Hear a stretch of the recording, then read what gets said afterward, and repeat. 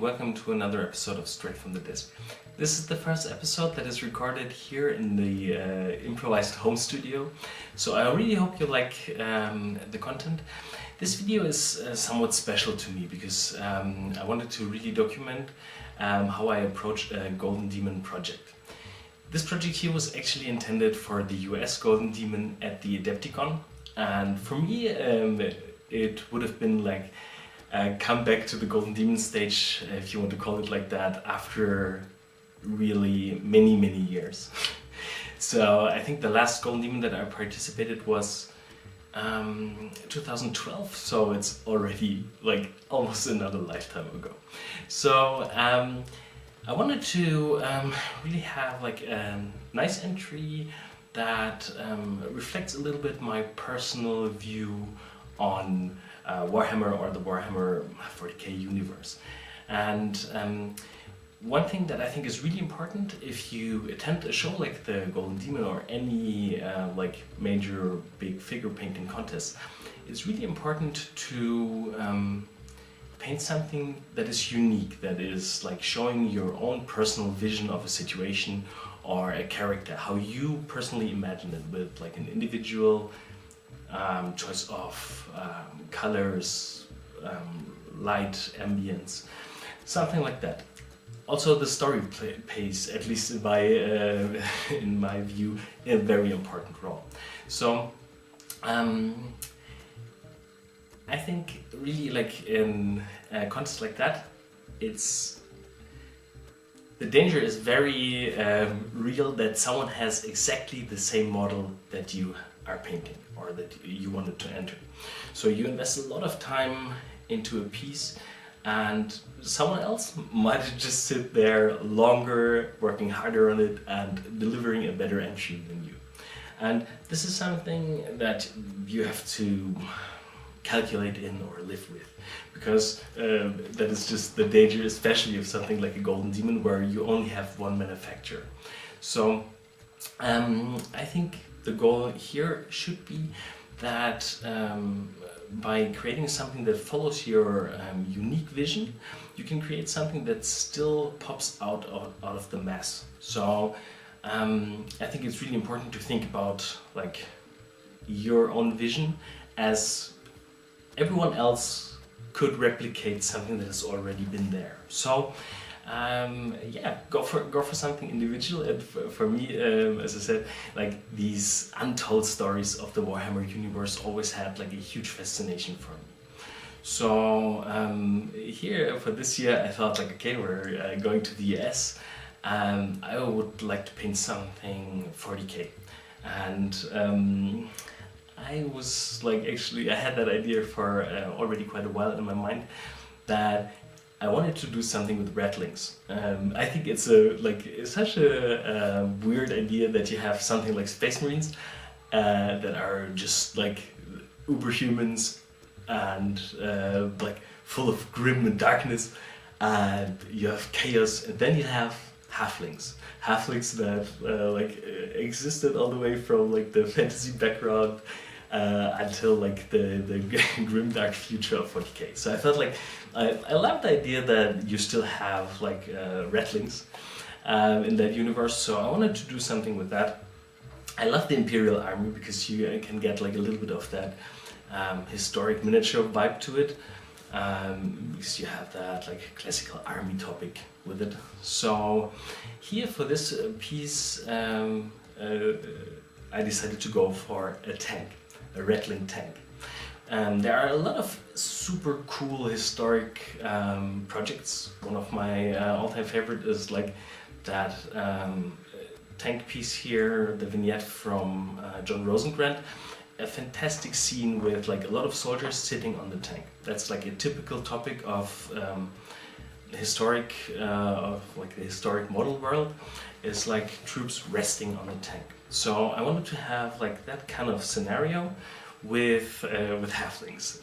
I think halflings are so nice because they are like really quite charming, and they're not as like freaky as you would have it with Gretchens or goblins, but they have like the potential to do something rather fun. and this is something that I always prefer instead of like the blood slaughtered and heroic topic, to find something that actually expresses like not the minute of battle, the minute of sheer explosion and chaos, but the moment before or after the battle, because this is like something where you can display a little bit more emotions. So I wanted to go for like a scene where the Ratlings return from war, and it's like a more relaxed scene. They chill on the tank with like a little nice lush base scenery that reminds a little bit of like the Shire, and not something that is like full of trenches and barbed wire and gas masks.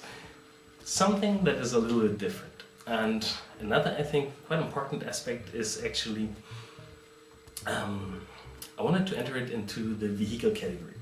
And usually, like, one of the biggest downsides of the vehicle category is that you don't have individual characters, like strong characters or something with a face, because we always relate to figures with faces. I think it's quite a normal thing as a human being. You check human models, you check the eyes, you check the faces. So that's a very important moment to relate to a figure or a project. So I wanted to create really also something that is quite unique for the vehicle category, is something where you have like strong characters on there. So the idea is a little bit to have a vehicle that is almost something like a diorama, just to fit it in the rules, because rules are always super important for contests like that.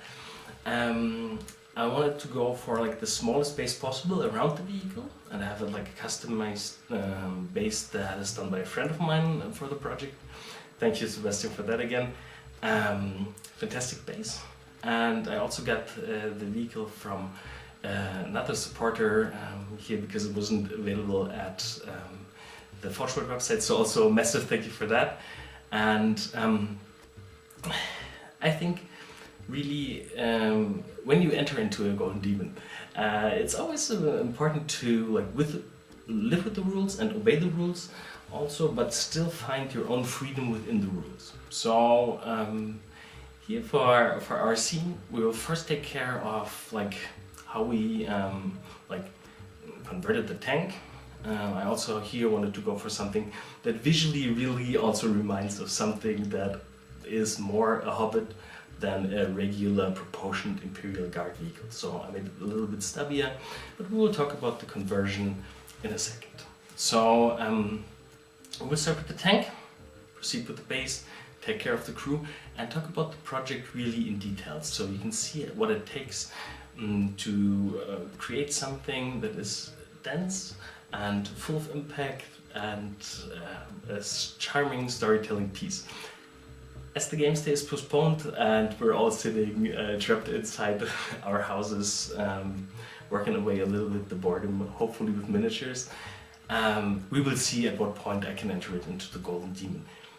But I think this is something that will come at some point. We will all meet again, and it might be like the toughest game stay in history, because everyone's just sitting at home painting on their projects. The Adepticon didn't happen, and the Warhammer Fest will not happen. I have seen so many fantastic entries that people have already prepared for either of the shows, so I can't wait to join the full power mosh pit of a game stay. And yeah, I'm really looking forward to see you guys there. I hope you enjoy the project. Thanks for your support. See you soon. Alright, so here we are with the converted Dead Core of Creek Tractor, and I've used actually two of the main bodies to create that slightly thicker look. So the tank itself also reminds a little bit of like a fat stomach of Ratling. So I wanted to have everything here a little bit more stubby, so I also went for a round turret here. I've created quite a lot of the conversion here actually using milliput, so all these yellow surfaces that you see is milliput, and milliput is really nice for those hard edges because it dries rock hard and it's easy to sand and file off. So I even used milliput to create that round turret here.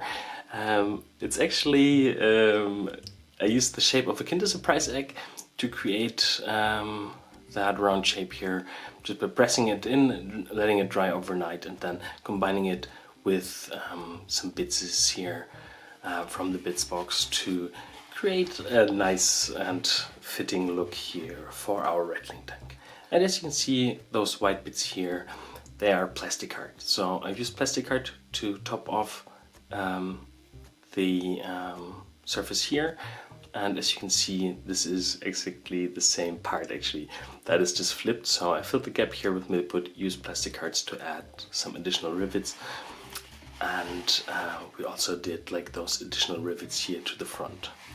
Okay, so we will hit that model with Chaos Black and we'll be back for the first airbrush stage. Alright, so here we are with the main body just in Chaos Black, and we're going to start with the airbrush, as I said, introducing a base tone and also a highlight tone, and then we're continuing with the brush. So if we have a look at the palette, we can see that here we have our base tone. It's like a fairly dark green mixed from dark sea blue and some of the yellow rust from the Secret Weapon range. Here we have our highlight tone. The highlight tone is mixed using some of the base tone, and I've added additionally a bit more of the yellow rust and also some model color ivory. Here we have some model color black, here we have some model color ivory, and here we have some contrast color wildwood that we will need a little later on. So I'm spraying with about 2 bar. I'm aiming at the figure from like a higher angle. First I'm just tackling the lower side just to see how well the paint covers and how good my airbrush is adjusted.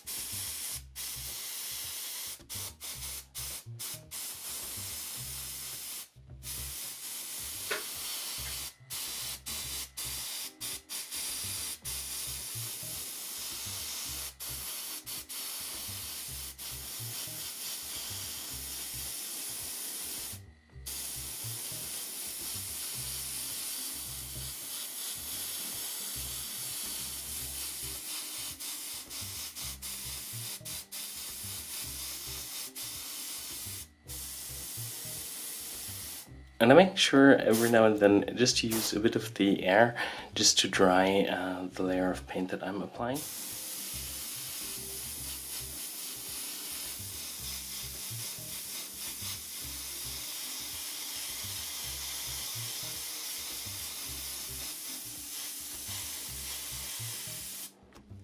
So far so good, and we will continue also with the top part of the vehicle.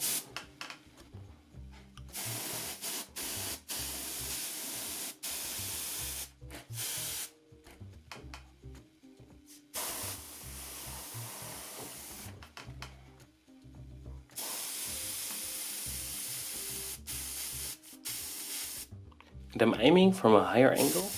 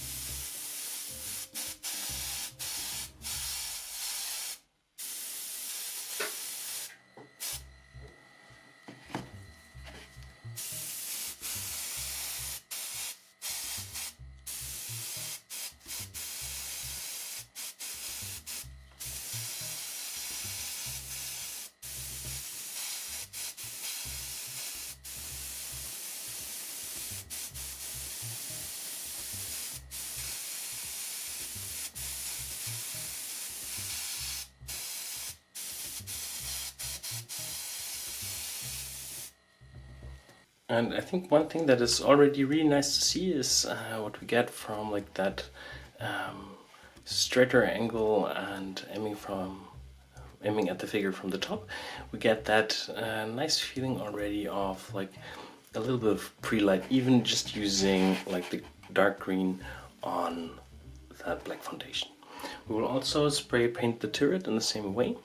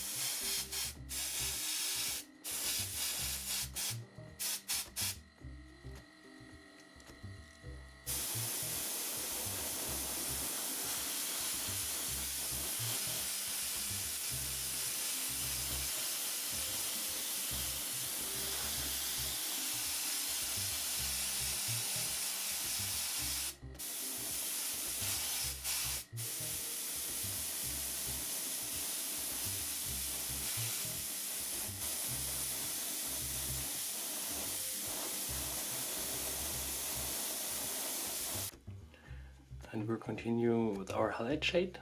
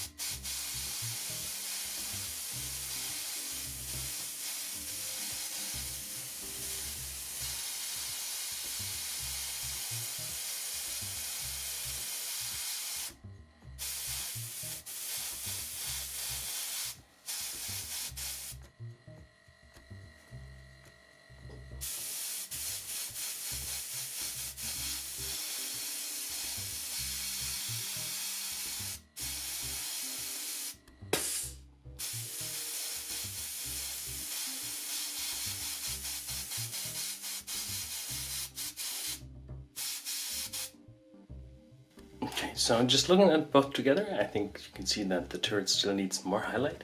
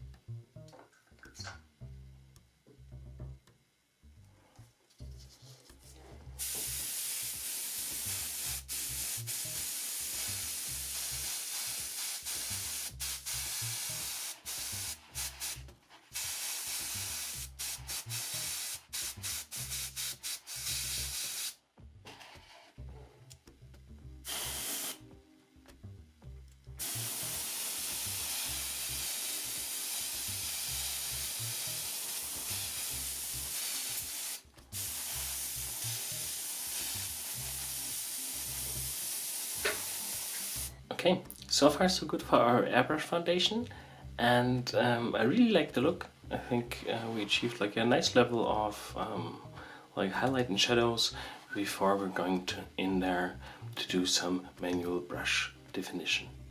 Alright, so here we are with our airbrushed body of the tank, and we'll continue with like manual brushwork.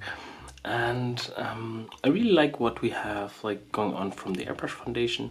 So on the tank itself, especially here on these horizontal planes, I want to have like really loads of stuff. Like we have the ratlings that are sitting on there, we have like all the little crates, so a lot of that will be covered, and we can just invest a little bit more time in these like in these vertical planes here, because we will see them a little bit more, but we also have to make sure that we have like a level of detail that matches our situation here. Okay, so we'll continue with the highlight color.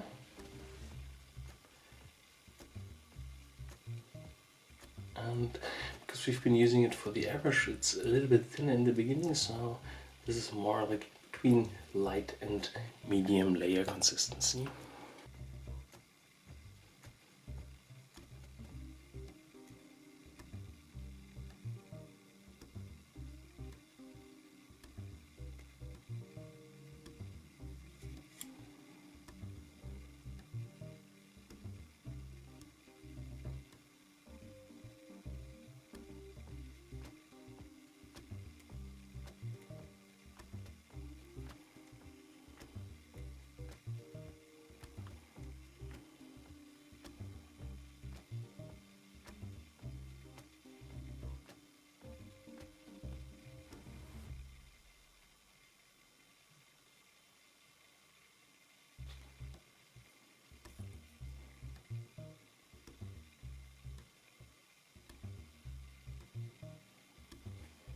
So we're working here with our highlight shade, and the interesting thing is, like when you work with an airbrush, because we have these really translucent layers of paint overlapping each other, we always have like a different tone than actually like the maximum that we have mixed on the palette. So we're just applying like the tone here, and you can see when it's on the surface, it appears quite a bit brighter, like in the base layer. So I want to definitely pick out these surfaces that are facing to the top with like a brighter shade, because that would also catch just more of the sunlight.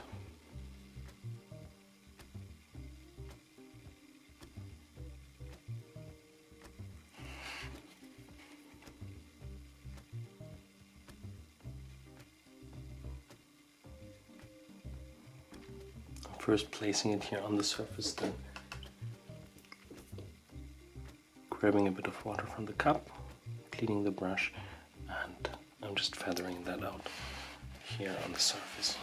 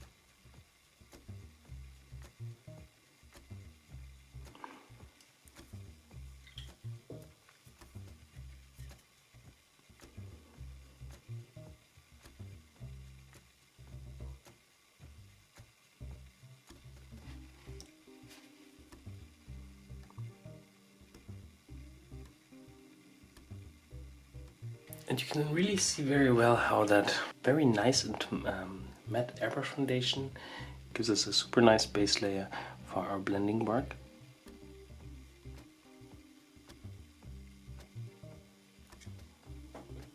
So you can see we can just apply that layer of paint here, clean our brush, and with actually quite some pressure on the surface, use it here to blend it out.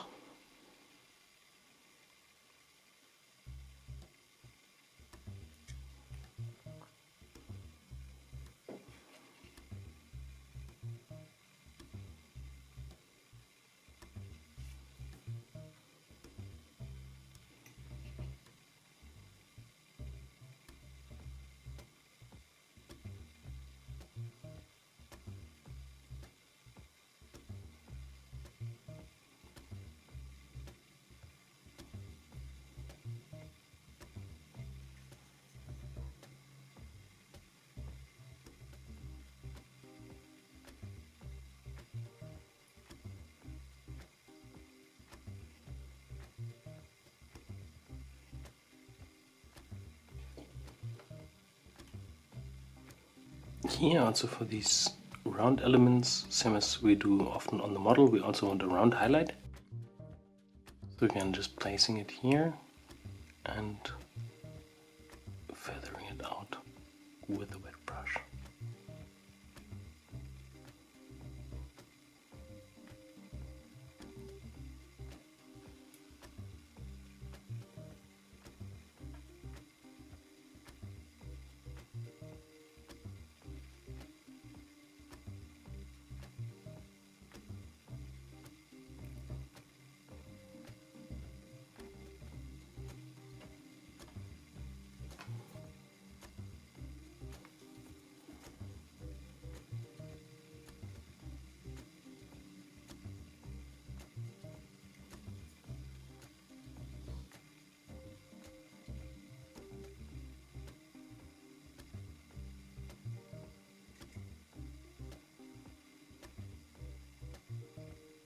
I'm also working with like a thinner glaze, cover more here of the surface to get like a general brighter shade going on here.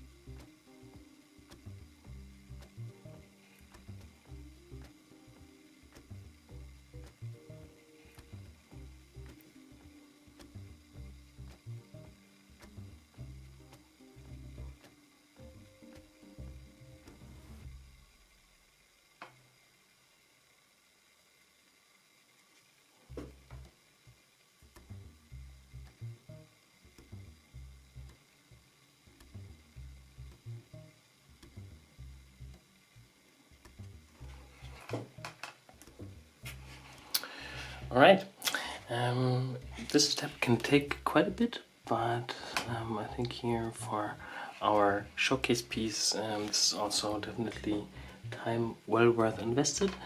And I will just continue here with the highlights, and we'll be back for the next step.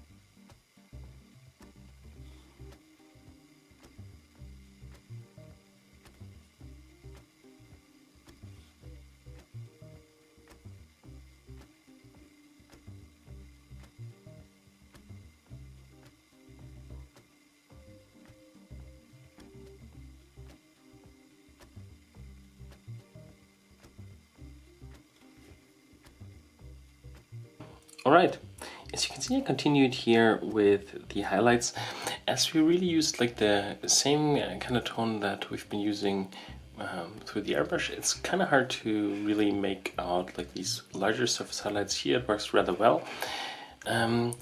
We will start also doing some outlining and definition work, like careful washes at this stage now, to be really able to see things a little bit better, and also use it already to indicate the first bits of chipped off paint and weathering. For the first stage of that, we will use some of that contrast color wildwood here, and I love that moment when you actually add like another color. So here that warm cold contrast.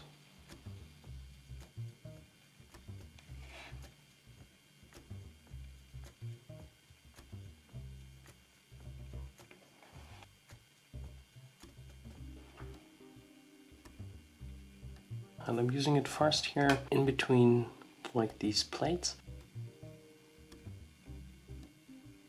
I'm also using it here on the plate, just adding like small dabs where I imagine like the paint would have shipped off.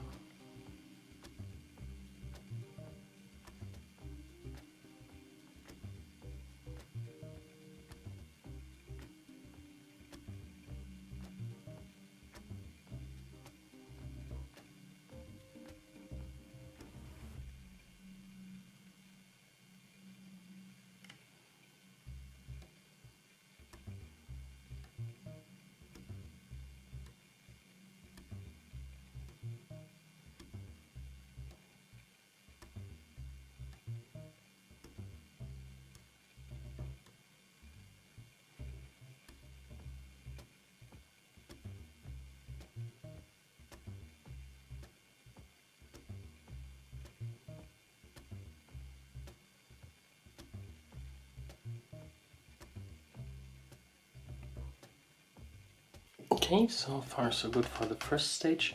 I will continue with our highlight color again.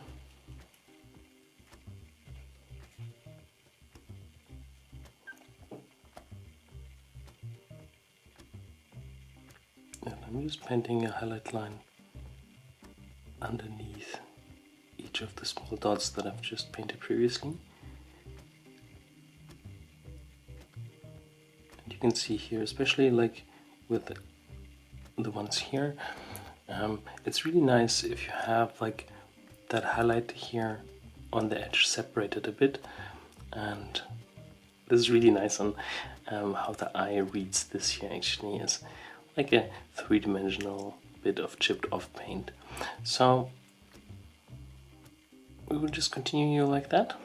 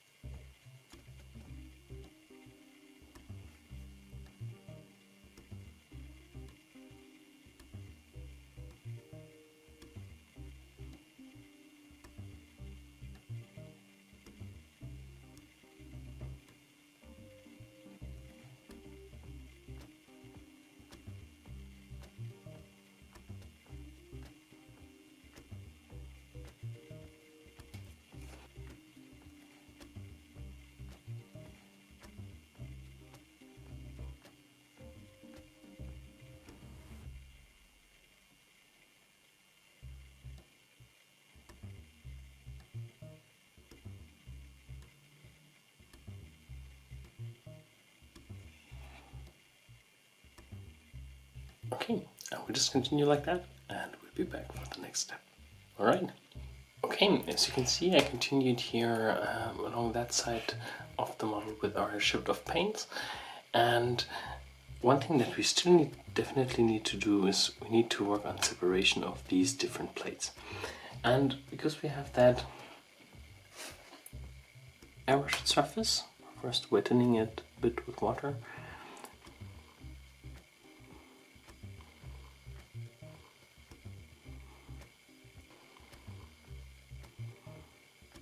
As the surface is super matte, sometimes the paint dries away a little bit too fast, and then taking some of that high red from the AK Interactive.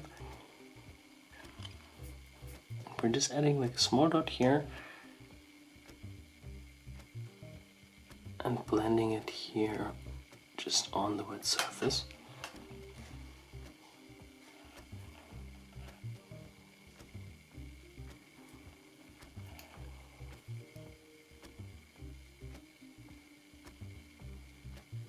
That was a little bit too much, I think.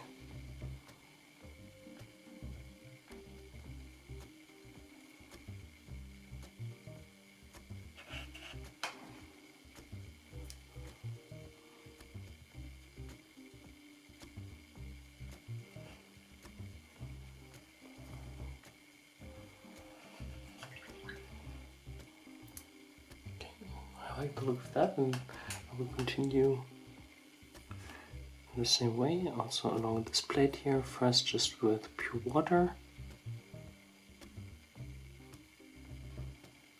And we're just keeping it here on that one plate, because we don't want the brown to run like all over the place.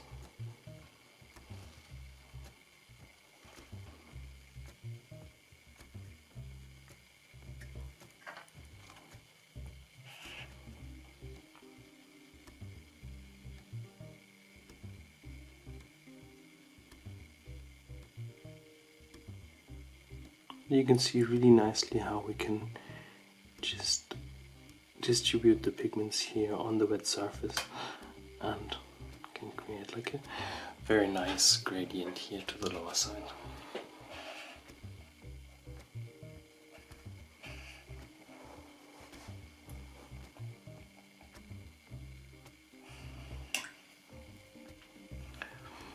And we're continuing here surface by surface. First wettening the surface.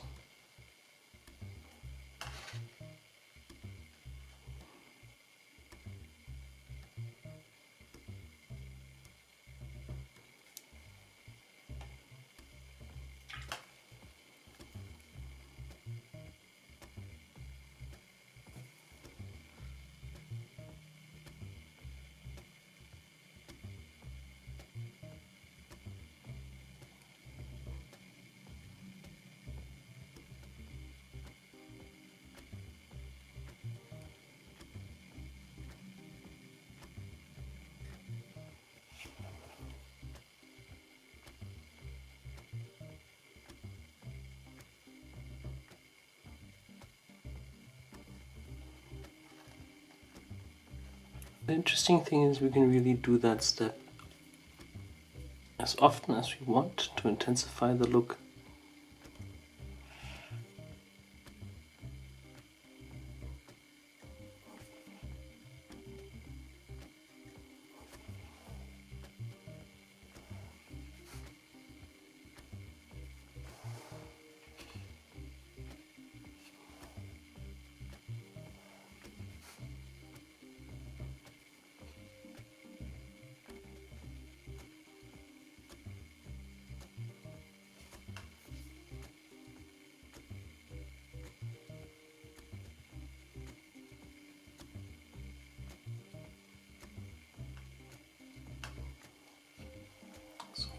And just water.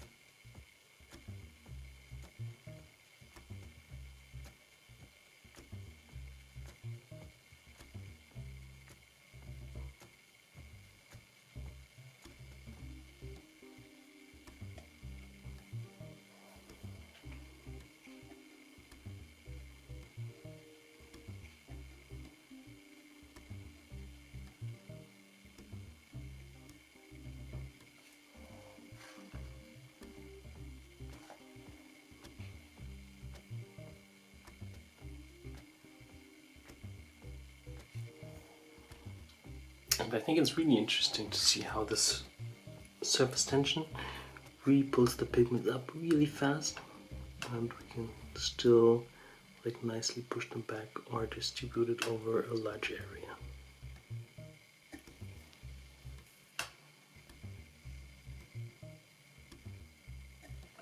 Okay, I've zoomed in a little.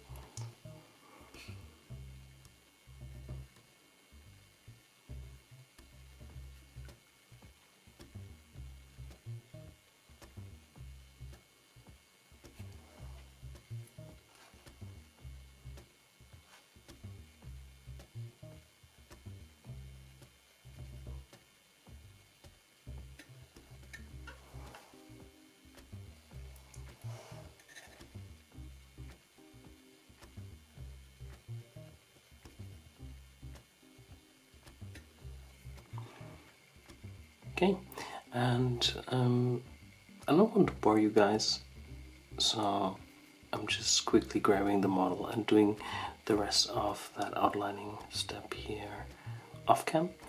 But I think the last bit where I want to show it is actually here, where we have that more complex line.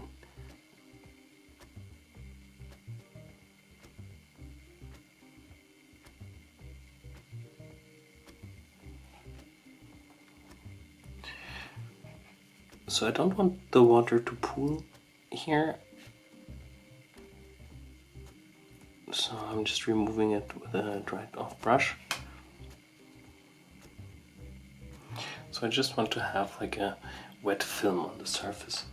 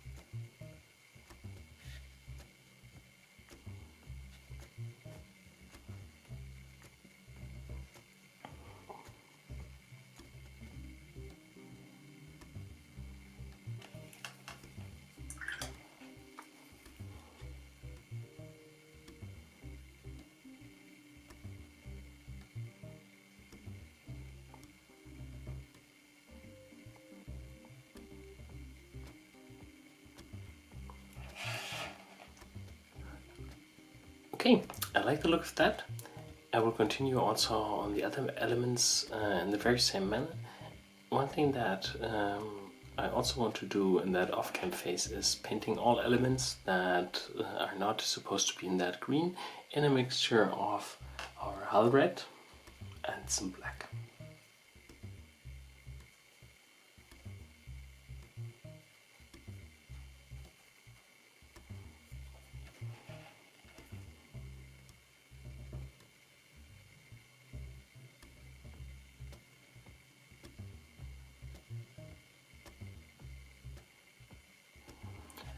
Alright, see you once that is done. Okay, as you can see, I continued with the weathering work here in this very same manner than we did together here for the lower part, and there was actually quite a lot of work just like painting all these small dots of chipped off paint and then the highlight according to. You can see also what we did here in the beginning of like brightening up the top surfaces. I did that here also actually quite a bit brighter to be able to have like really like a nice and fitting highlight situation also with like the other details and the figures that will be placed on later on there. So I think here this is already like looking pretty good. I think it's also very green and a little boring actually, so I'm really looking forward to add like another color here, and we'll do the metallics first and then continue with some oxidation. Okay, On the palette you can see we have some Model Air Chrome over here. Here we have some of the Secret Weapon Orange Rust. Here we have some of the Secret Weapon Red Rust. Here we have some model color Black. This here is pretty similar color-wise to the Hull Red that we've been using previously, and I just wanted to use the colors here from the same brand. So for the beginning I want to start actually with the tracks, because we will get our base color on there with dry brushing, so I want to do that first. And I want to mix a metallic tone that is not too bright and has an interesting impact here of color. So we're first mixing black and the chrome here to get like a dark metallic color, and then we're adding a bit of the orange rust and also some of the red rust already in our base tone.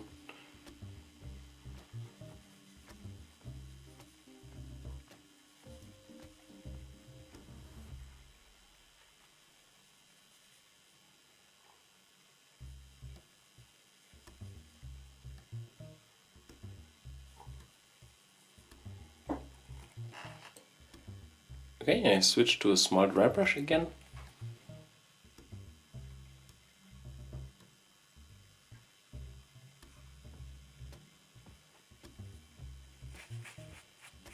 Wiping off the brush a bit, and we are starting here on our tracks. We're just dry brushing from one direction, so we're not going like crazily back and forth. This way it appears a bit clean and a bit more just like a highlight.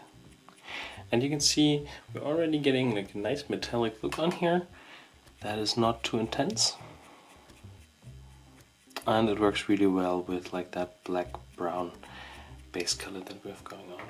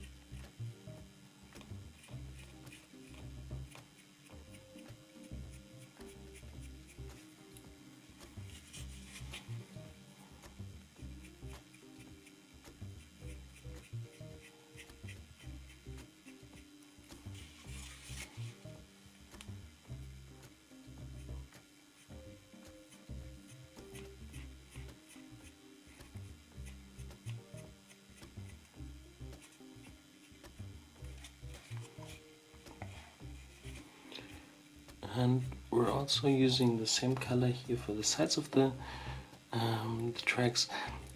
It's important to keep in mind that we will add like more dirt and like a bit of earthwork here also to the tracks, so they will appear a bit more darker later on. We just want to have that same kind of dull metallic sheen on it.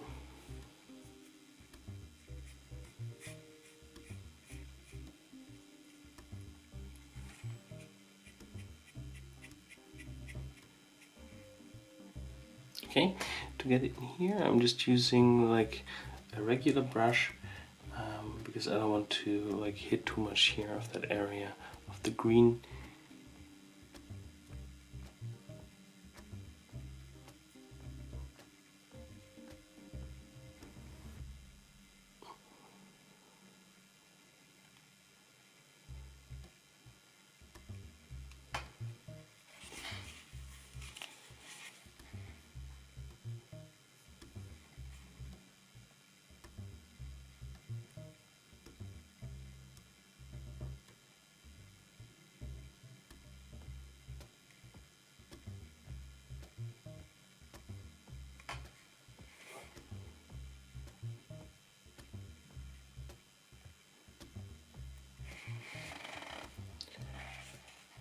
Okay, so far so good for the first go, and I already really like the look. I just want to push the highlights a little bit brighter here. So taking some of our base tone, adding a bit more chrome, switching the brush again.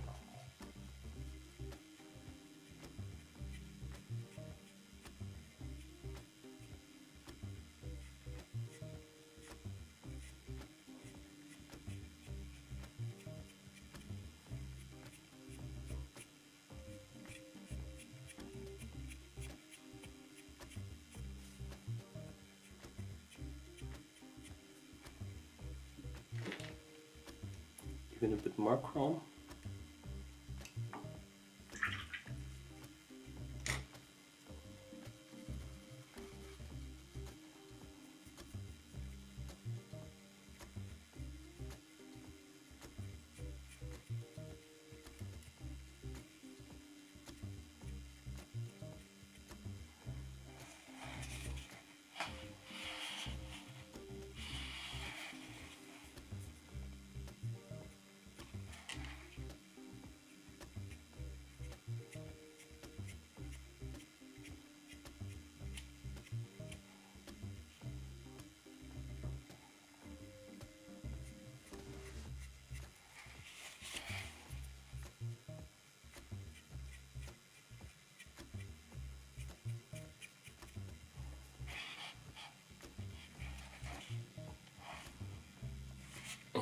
I really like the look of that. And I think it's really amazing to see with just a little dry brushing and the right choice of color that we can get something like the tracks really done in no time. And we can do some detailing, as I said, later on using either pigments or also acrylic colors. But for now I think we're good to go and continue on the other metallic parts. And we first have to mix like a decent base color for that. Alright, so for our next base tone we will just work first with black and a bit of chrome to create like just a very dark steel tone. And we're also working really quite opaque, and we're starting to apply just a solid base color of that here on the metallic parts. And for something like those exhaust pipes here, I want to go actually like first quite a bit more metallic than I want the finished result to be, and then work more with like dirt and rust and grime just to knock it down again. But we want to start like a bit bright. So this here is just the dark base color, and we'll add the highlights soon. So nothing special here about applying that base color.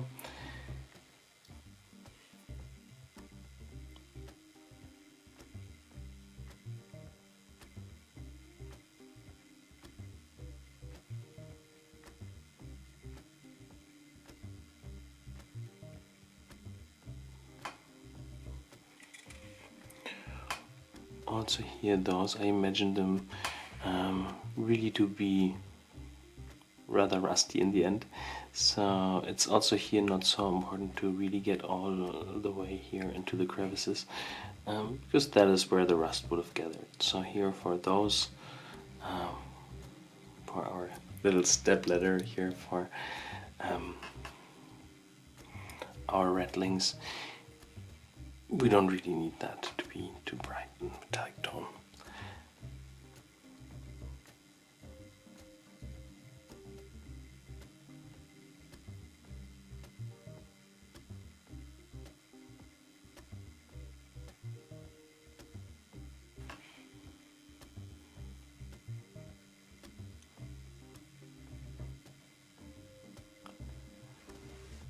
Okay, I will just continue with our first metallic base tone to block in the elements that I want to be in metal. I will apply 2 layers of that, so I have a nice overlapping effect of like the metallic flakes here, and I get like a more even look in the end result. But nothing special here, so I will do that off cam and we'll be back for the next step. Alright, I continued with the metallic parts here on the barrel, also here on that lock mechanism, and here to the other side as well, to these exhaust pipes. We still have like a little area where I also want to have like metal visible, and that is just here where we have that like sculpted on welding line or welded line here.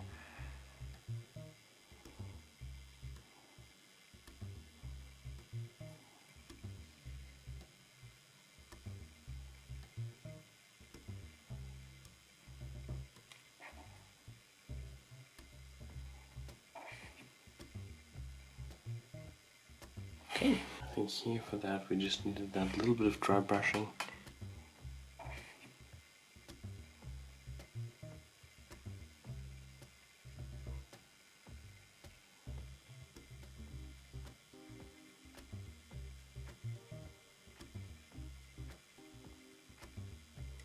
Okay, as I said before, I want to go quite a bit brighter here with the metallic highlights on some like the exhaust pipes.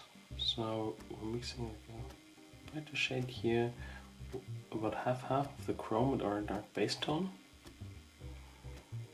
and we'll use that here first on the edges, here towards these round edges.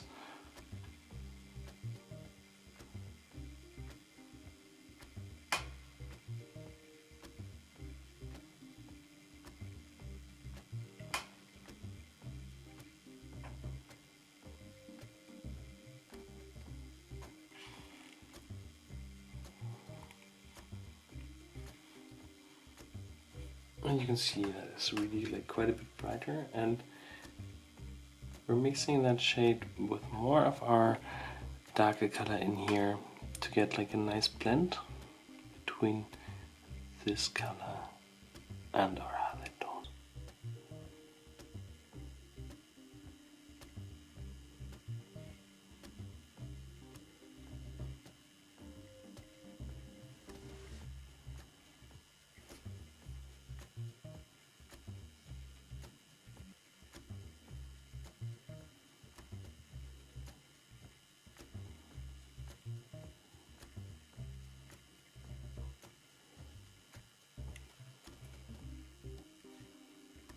Okay, we're mixing a bit here of our brighter shade.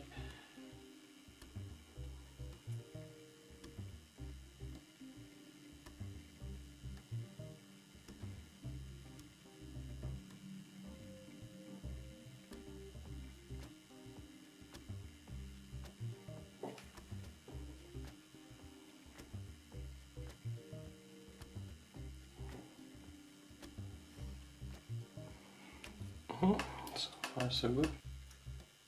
We'll work a bit with like the pure chrome, and I'm flattening the brush a bit on the surface so I really get like a flat brush tip, which I can use here to like pull my highlight here from the center of the highlight along the edge.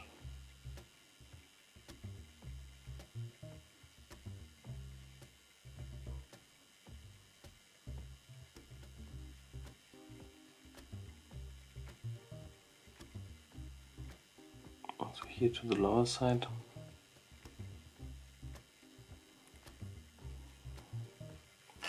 Going a bit darker again.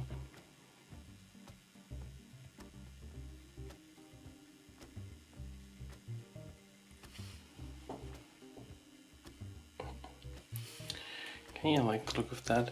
I want to add like a smoke and weathering here on those quite a bit, also later on to the front.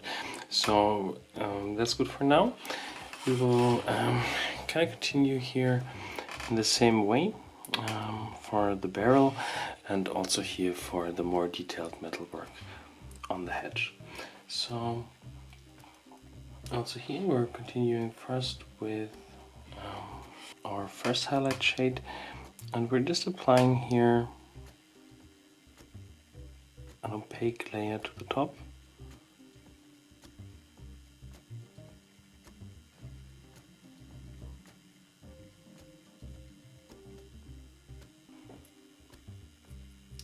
Working again a bit darker here, creating like an intermediate shade.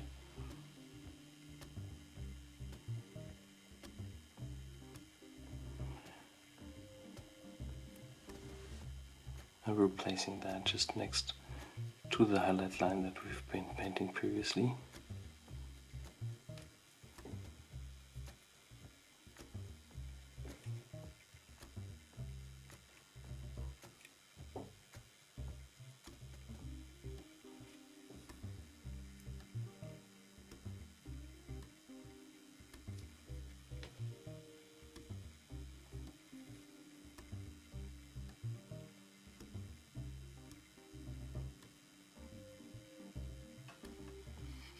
Okay, and we're going a bit brighter here, not the pure chrome, but almost for like the top of the barrel.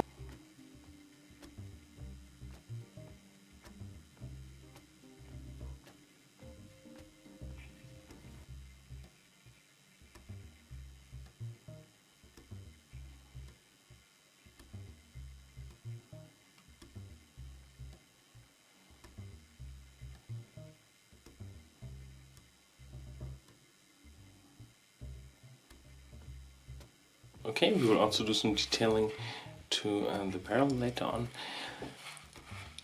Let's take a moment to like paint the metallics here for a detailed area like that.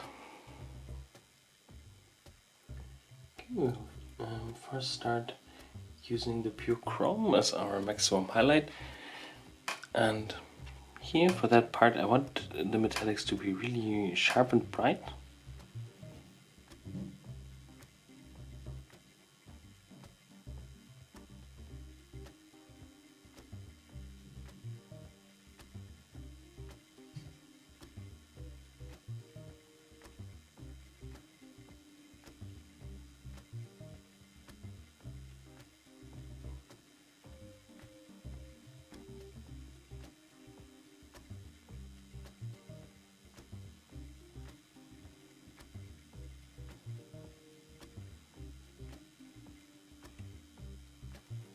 And I want to paint all those edges that are facing upwards here really in that super bright metallic chrome.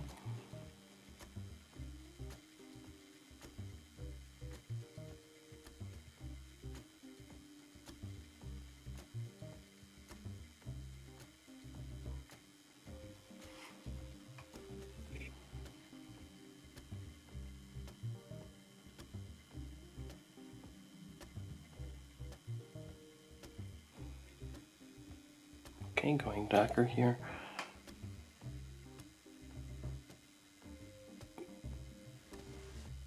To soft out that bright reflection on the top to the sides.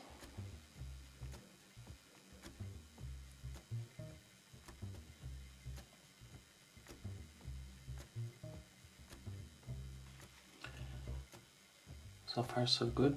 I'm continuing with like an intermediate highlight tone.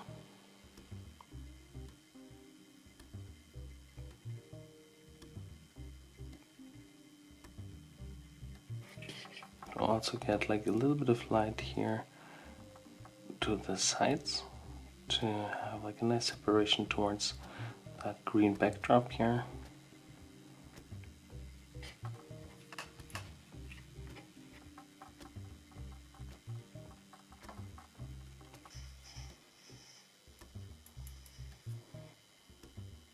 Okay, using a bit of the base color here to make sure the line here is really nice and thin.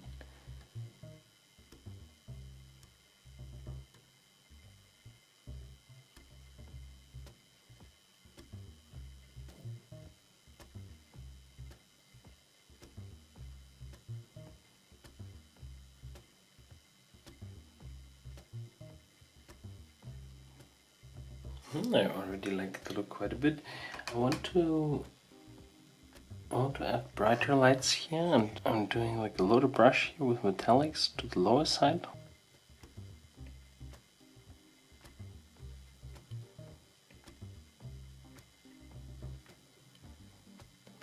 To brighten that up here. And I think it's really nice to see that the loader brush also really works very well with metallic colors.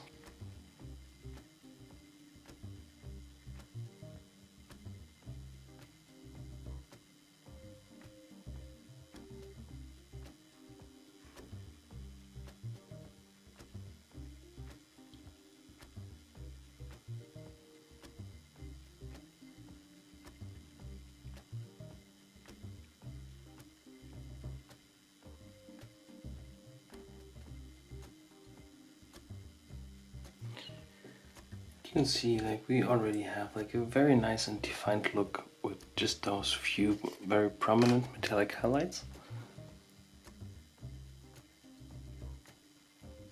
And we can play a little bit around here. Quite similar to actually when we paint like non-metallic metal reflection, but here we just have the advantage that the areas that would usually be titanium white also reflect, and the chrome here from Model Color Air is really like super reflective.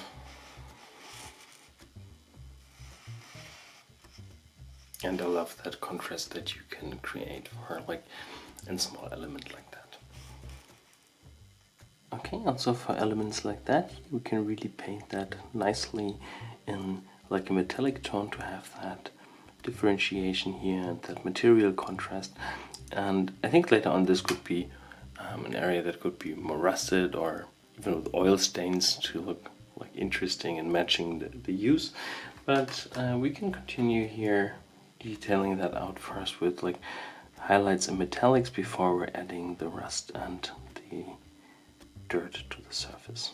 So first continuing here with that stronger light from on the top.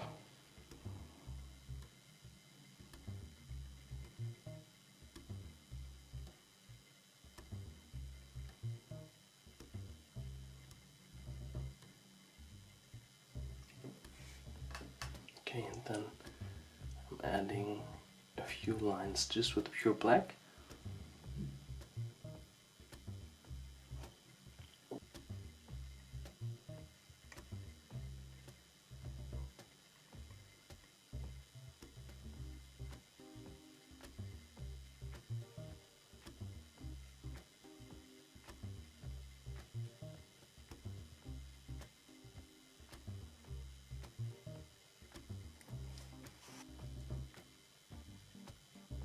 Just to add a little bit of structure, and we're adding like highlights as well.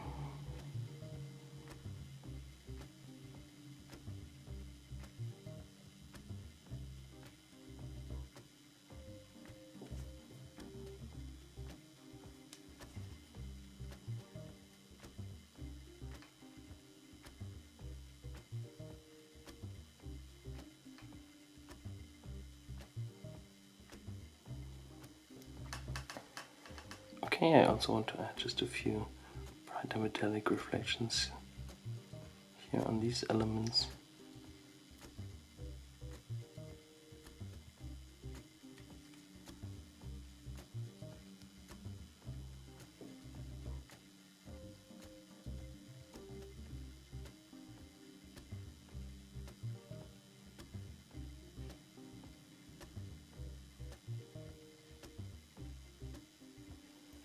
Okay, and as I said before, we want to detail out that piece here of the barrel, and for that we're mixing some of the red rust here with some black.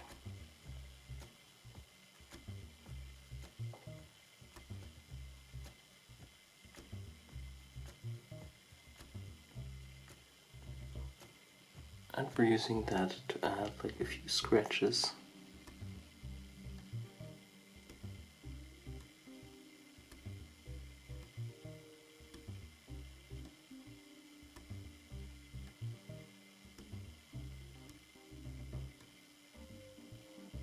First adding the dark line, and we're continuing here bit of the chrome.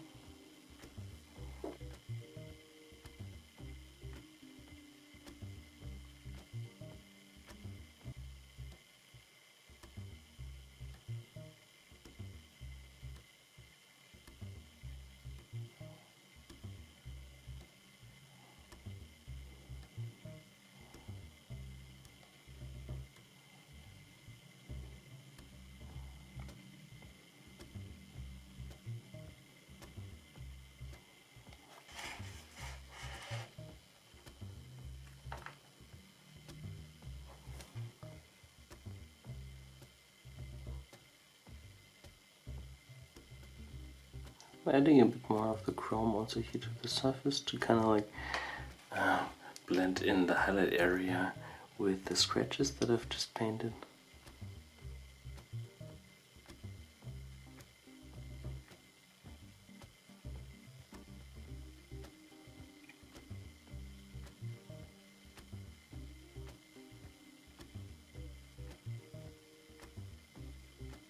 I want to continue with glazes of a dark red brown here on top of the metallics. We're also, same as we did when we tried to separate the different plates, we're also adding it here first in the crevices.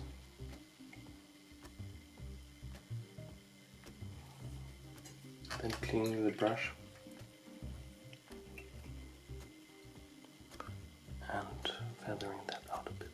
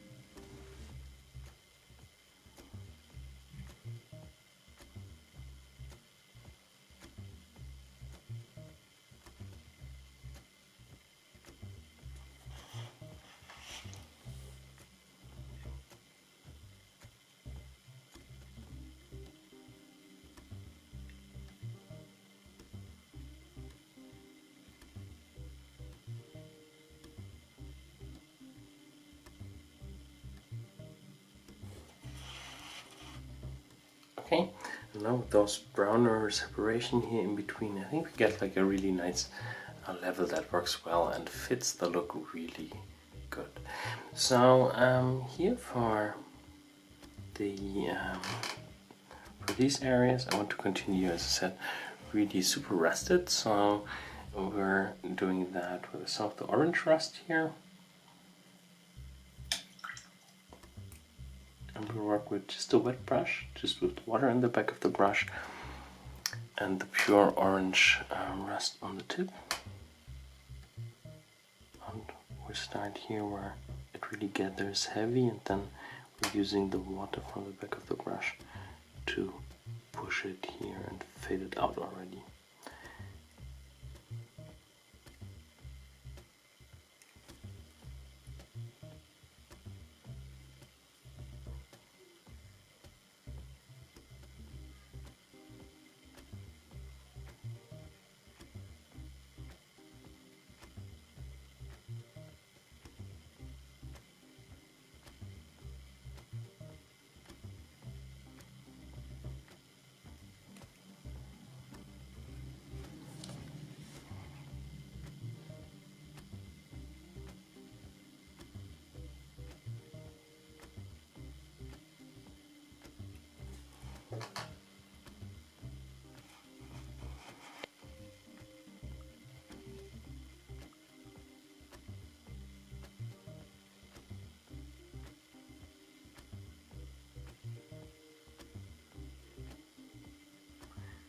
Okay, so I think you got where this is going. I will just continue here with that first layer of the orange rust, and we'll be back to do the next step. Okay, I've continued a bit with the orange here on our step ladder, and The orange contrast is quite strong compared to the rest, so I want to introduce a little bit of orange also to the other parts. We have to make sure that we're not ending up with something that is like really over the top weathered. So we're just adding the orange in like a few spots, but I want to do that now to see how that progresses.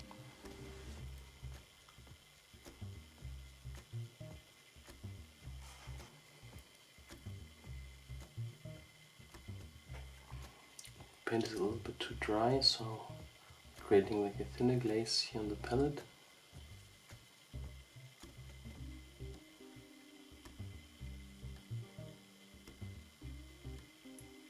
And we should be working with something between a light and a medium. Actually, between the light and the medium glaze tone consistency. So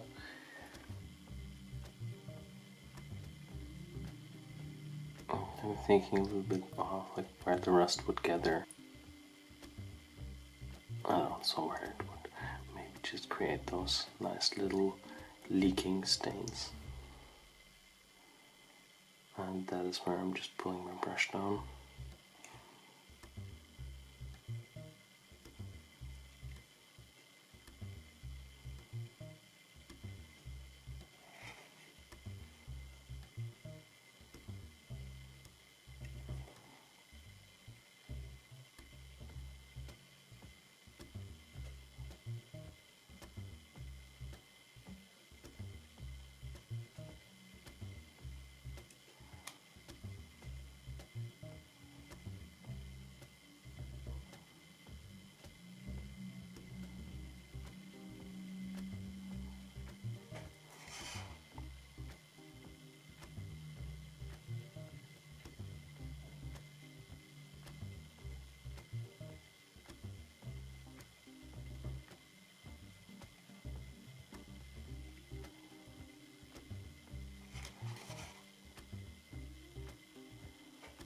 But definitely like areas like that here also need some of that nice orange rust, and also we want to apply it definitely here around those rivets.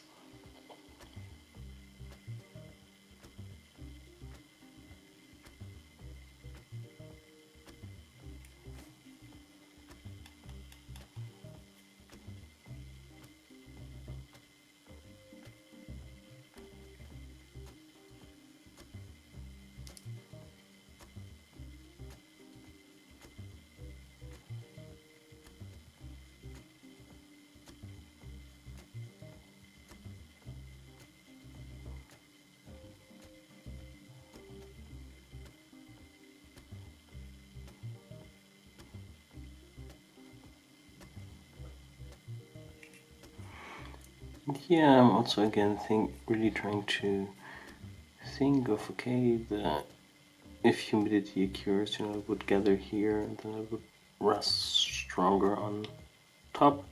Then you would have like actually those leaking stains more or less into all directions.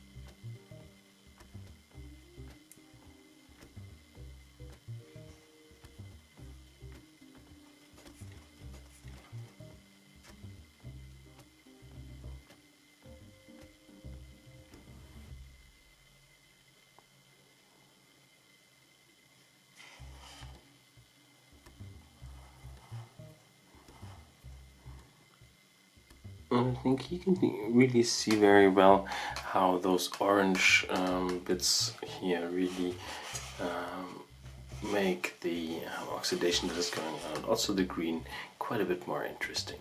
So we will just continue with that. We might show some of that here in the speed up.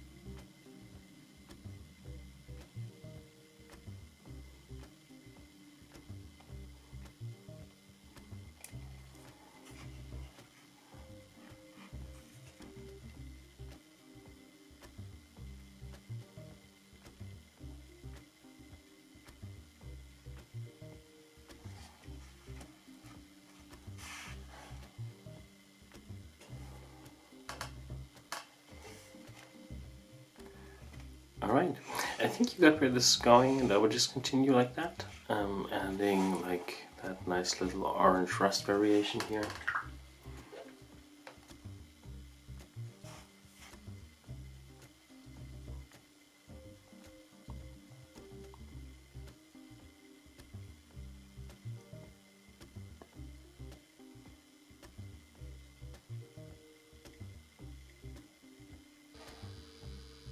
Okay, as you can see, I continued with the orange rust here all over our wonderful tank. So also here you can see that really well. Also on the top, the orange rust is really nice to separate these plates here. You can see I left the lower part here a bit more clean and not full of the orange rust as well, because we will have like a little bit more dirt going on there, so we don't really need to spend the time adding the orange rust over there. And you can see it already gives like quite an interesting variation to the green here. Okay, now that we have the first elements here of the tank painted, I think it already looks very good with that orange color variation that we have going on. I think it ties together like the various shades that we have in the oxidation. So we have these like slightly more red tones, the orange tones, and with the overlapping with the green, we create something I think quite interesting. But the tank is still like rather boring with like only the greens. So I can't wait to paint the next parts that have a little bit more color impact on the tank itself. We will see the super rusted exhaust pipes in the next video.